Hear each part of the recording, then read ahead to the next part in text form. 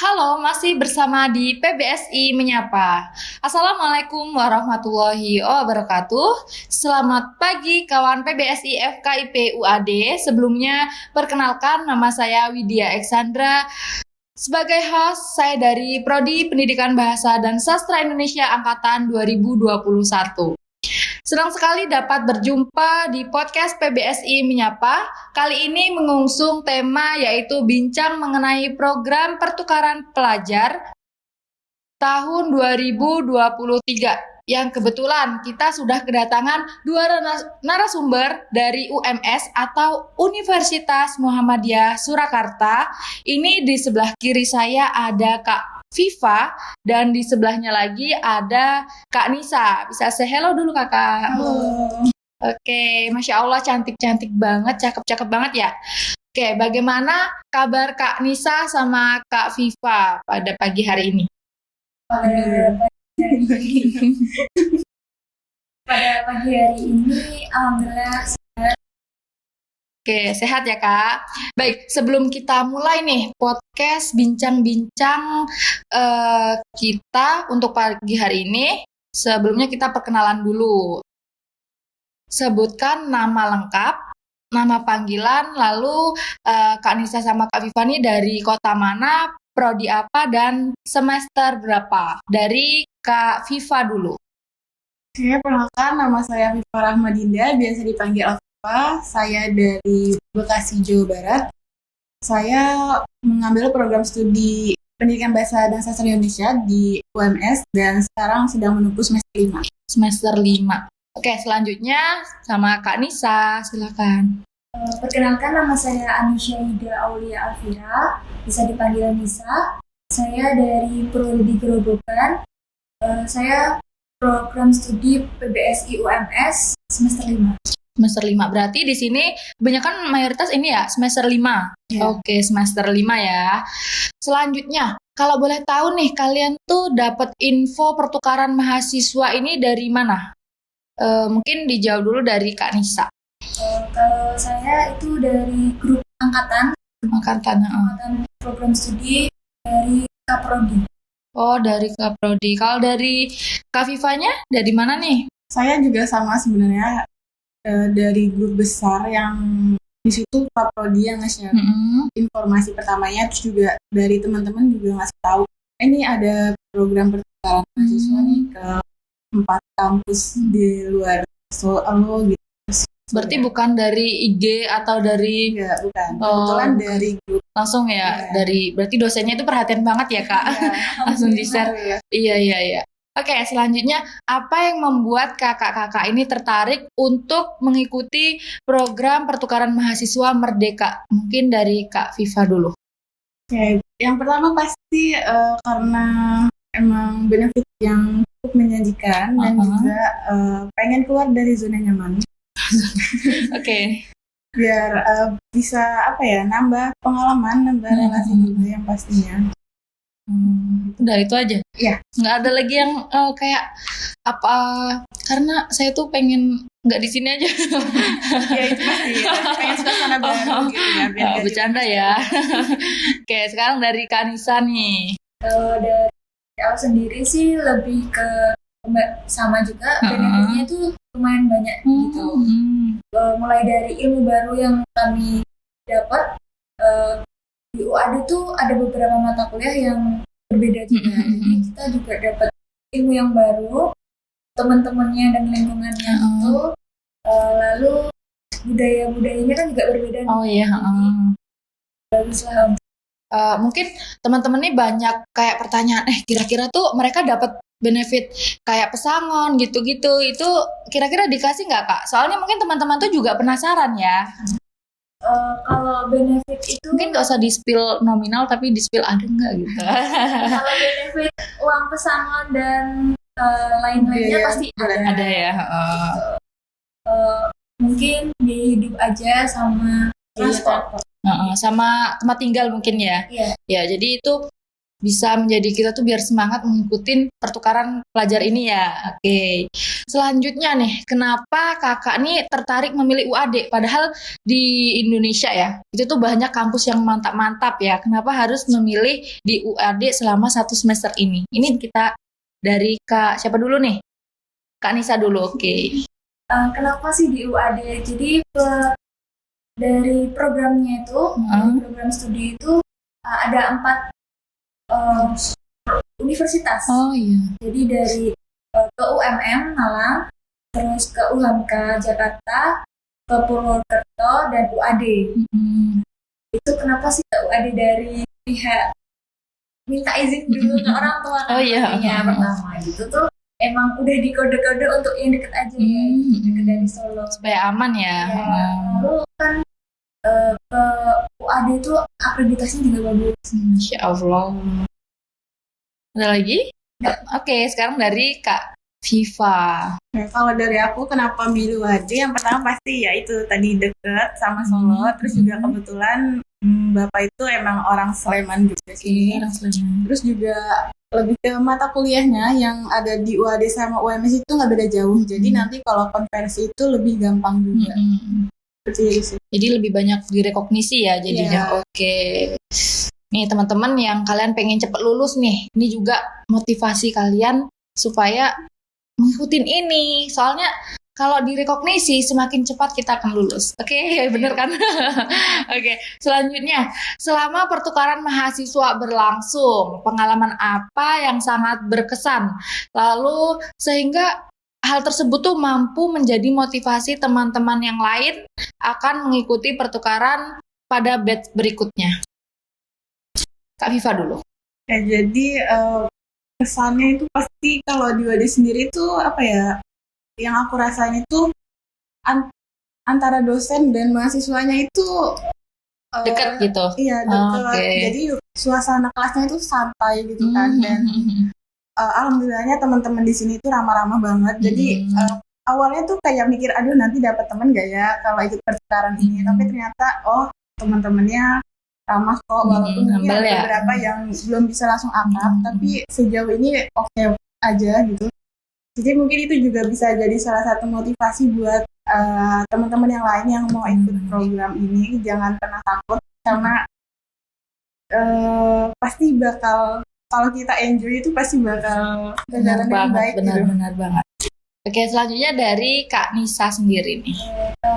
Dari aku sendiri tuh nggak jauh beda dari Afifa, karena di sini tuh pembelajarannya tuh juga atraktif gitu antara dosen dengan mahasiswa. Itu tuh ada timbal balik gitu antara dosen dan mahasiswa. Jadi pembelajarannya tuh nggak monoton selalu ke materi, tapi juga ada imbuhan game atau yang lainnya, sehingga mahasiswa tuh lebih tertarik gitu sama materi-materi yang dikasih. Ya, untuk motivasi ya, untuk teman-teman yang lain mengikuti kegiatan pertukaran mahasiswa ini, dari saya sendiri jangan takut untuk keluar dari zona nyaman, karena kita itu nggak selalu ada di zona itu. Benar banget, benar. Oke, selanjutnya nih, kan kalian tuh sudah agak lama ya ini di kelas. Nah, pernah nggak belajar di lab atau di lingkungan luar seperti di kafe atau di taman, kecuali di kelas? Pernah nggak kira-kira? Dari saya sendiri sampai sejauh ini itu tuh belum ada. Belum tahu kalau nanti ya depannya juga ada nggak? Karena kan kebetulan kan masih baru pekan kedua. Baru ibaratnya kayak perkenalan sama dosen gitu kan. Oke. Berapa sih mahasiswa nih yang mengikuti pertukaran mahasiswa ke UAD? Dari UMS itu ada 14 mahasiswa. Ada 14. Itu di prodi apa aja? Kebetulan dari UMS itu program prodi. Jadi benar-benar semuanya satu prodi gitu, PBSI aja. Berarti satu prodi dari UMS itu mengeluarkan 14 mahasiswa untuk ditukarkan ke UAD gitu. Oke. Ini cewek semua atau ada cowoknya? Kebetulan ber-14 itu cowoknya cuma satu. Oh, cowoknya cuma satu. Berarti dikerumunin ya. Oke. Selama kuliah di UAD ini, banyak kan kampus di UAD ini ada 6 nih. Kalian pernah nggak kayak berkunjung ke kampus-kampus kecuali kampus 4? Sejauh ini belum sih. Belum pernah. Belum sempat explore kampus-kampus gitu. Oh, belum pernah. Kalau Mungkin Kak Nisa? nanti kalau itu lain waktu ya. kalau Oke. ada kesempatan. Bisa. Pengen sih. Ya kalau sejauh ini masih di kampus 4, kos kampus 4. Berarti kalian tuh harus ini ya, harus explore dulu ya. Soalnya kampus kita nih ada yang di Wates. Itu kampus 6. Terus ada juga di daerah sini itu ada 5 kampus. Tuh. Harus dieksplor ya. Biar semakin ini. Nanti anakku nanti di UAD aja lah. Atau saudara saya mau ke ini. Nah, bisa itu. Oke, selanjutnya nih. Apa sih yang membuat kalian itu yakin bertahan dari awal hingga akhir mengikuti program pertukaran mahasiswa Merdeka? Dari aku yang pasti kembali lagi pada niat awal ya. Oke. Yang awalnya emang udah siap buat ikut program ini. Jadi insya Allah dari awal sampai akhir juga bakalan ke jalan dengan baik. Terus juga dukungan dari orang-orang terdekat juga pastinya yang bikin tetap semangat menjalaninya. Dari Kak Nisa? Dari saya kembali lagi juga sama sih niatnya juga Iya, emang pengen mencari hal baru. Mm-mm. Kebetulan saya juga suka gitu dengan hal-hal yang baru, mencoba hal-hal baru gitu. Jadi dari keluarga dan orang-orang terdekat juga ya udah kalau mau mencoba ya silahkan mencoba. Jadi didukung dan disemangat. Makin semangat ya. Oke. Selanjutnya, bagaimana harapan kalian untuk generasi Gen Z? Pada saat ini, apakah generasi Gen Z itu mampu menghargai tentang keberaneka-ragaman suku dan budaya di Indonesia?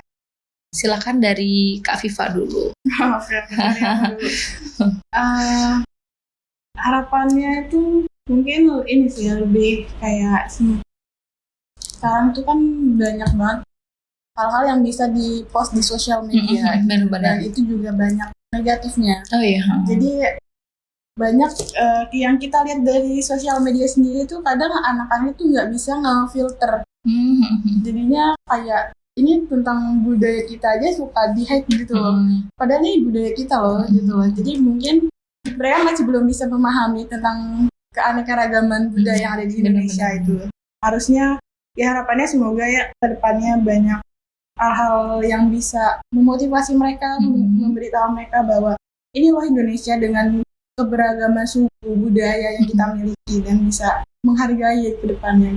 Oke, mantap banget ya. Selanjutnya dari Kak Nisa sendiri nih, gimana? Kalau dari aku sendiri harapannya sih kembali lagi sekarang kan sudah sudah zamannya teknologi nih. Jadi kita tuh nggak harus melulu di teknologi itu kita hanya fokus untuk ke teknologi aja. Benar-benar. Kita juga harus lihat nih keberagaman di budaya kita tuh juga bisa dari internet. Nggak harus kita langsung terjun langsung ke daerah-daerahnya, tapi juga kita bisa dari internet itu juga. Jadi lebih simpel, lebih menghemat waktu dan lain-lain. Jadi bagi generasi sekarang itu jangan malas untuk belajar budaya-budaya kita sendiri kan, karena kalau nggak kita siapa lagi? Iya benar banget. Oke. Ada lagi? Nah, jadi mungkin dari Kak Nisa sama Kak Viva ini kita tuh perlu kayak kepo seperti mungkin ada contoh kita memfollow Instagram dari kayak keagamaan, terus kebudayaan, habis itu kampus-kampus yang mungkin menyebarkan atau dari pemerintah sendiri menyebarkan hal-hal positif itu juga penting buat teman-teman. Jadi kita tuh dapat informasi tersebut begitu, yang positif-positif lah, jangan yang negatif terus. Soalnya sekarang tuh banyak banget hal-hal negatif sudah tersebar gitu ya. Kayak anak kecil bisa memfilter. Benar sekali. Anak kecil tuh sudah kayak beda sama zaman kecil kita dulu mungkin ya. Oke. Nah, nih yang terakhir nih. Itu kesan pesan selama mengikuti perkuliahan di UAD dan apa yang ingin disampaikan kepada pihak-pihak yang telah mendukung program pertukaran mahasiswa merdeka. Silakan dari Kak Nisa dulu. Kesan pesannya sih kesannya di sini tuh sangat baik karena kami tuh diterima dengan baik oleh semua masyarakat di sini, di UAD juga, mulai dari dosen, mahasiswa-mahasiswanya, teman-temannya dan lingkungannya. Mungkin kita nggak harus takut untuk untuk pergi dari zona nyaman, untuk mencoba hal baru, karena di situ justru kita bisa belajar lebih gitu. Lalu aku sendiri berterima kasih kepada Kaprodi, UMS dan UAD, Pak Miftahul, Yuda dan Pak Roni. Lalu dosen-dosen yang menjembatani kami untuk melakukan program ini. Salut. Dari Kak Viva nih.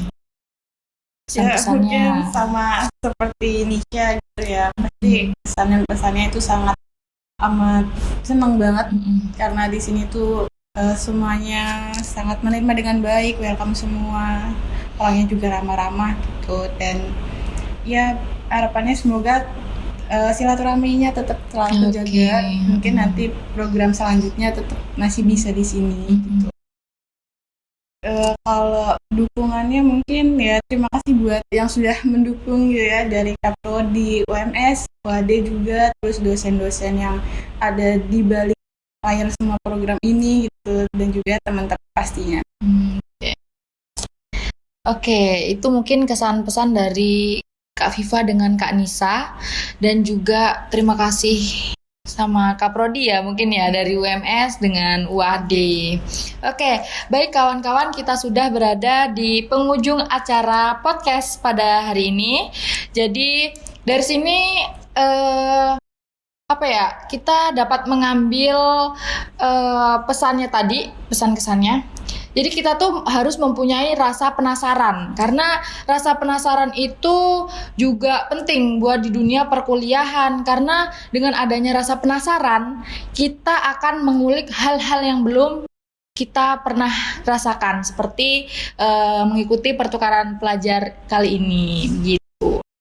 Dan kami ucapkan terima kasih kepada narasumber kita yang sudah menyempatkan waktu bisa datang ke Lab PBSI FKIP UAD ini. Sebelumnya saya tutup, kita jargon dulu mungkin ya. Oke, boleh. Udah hafal jargonnya? Udah. Oke. PBSI tradisi berprestasi, oke? PBSI tradisi berprestasi. Oke, terima kasih Kakak. Oke, kami pamit undur diri. Wassalamualaikum warahmatullahi wabarakatuh.